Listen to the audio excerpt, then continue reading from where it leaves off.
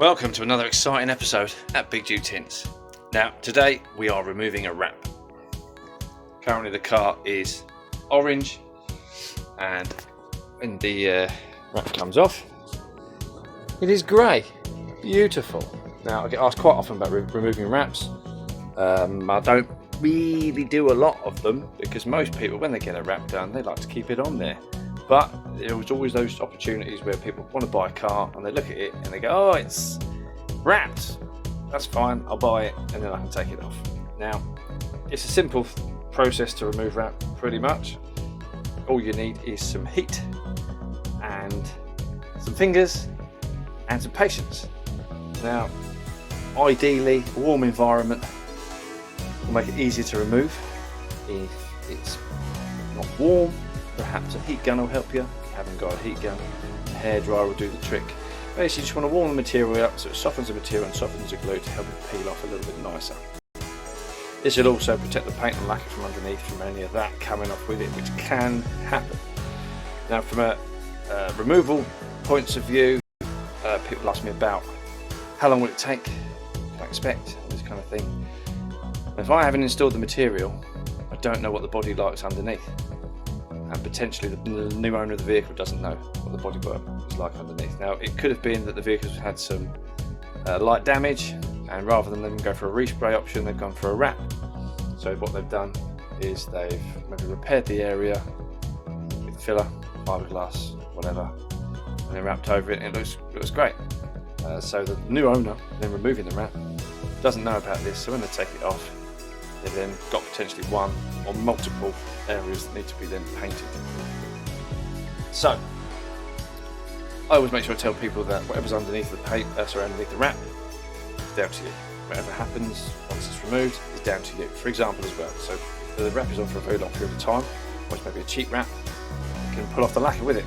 And it's going to happen because it's been on for so long, it's just bonded to the paint, it's been cooked by the sun for years and years. Or it could be the fact that the paint underneath wasn't from factory. It could be just it was a poor paint job.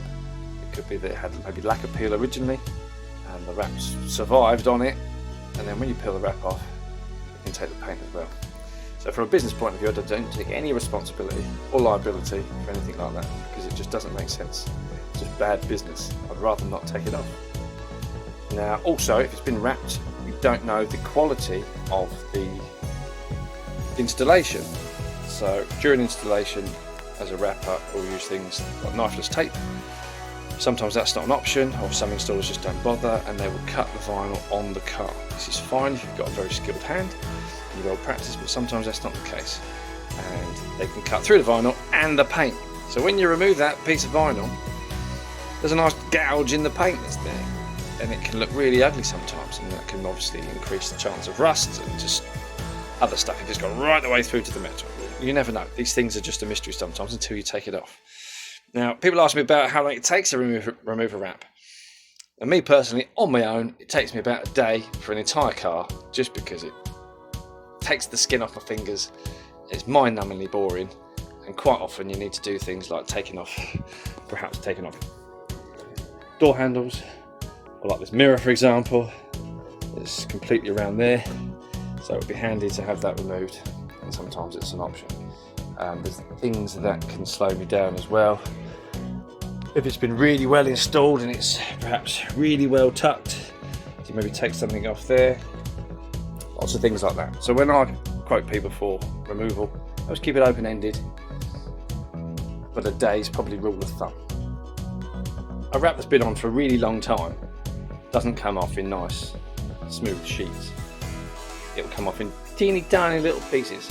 There's an endless battle of picking a bit off, peeling a little bit, and it comes off, and then picking another bit, it comes off, and you spend hours upon hours upon hours, days upon days upon days.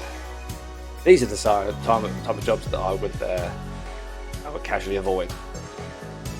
Don't fancy those ones, just because life's too short, and I don't really fancy doing that.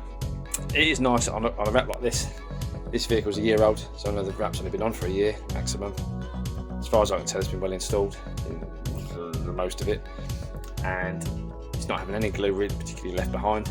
A few tiny little essence, you know, in the edges and stuff, which is absolutely fine, which we can clean off later without much effort really. So removal can be risky business.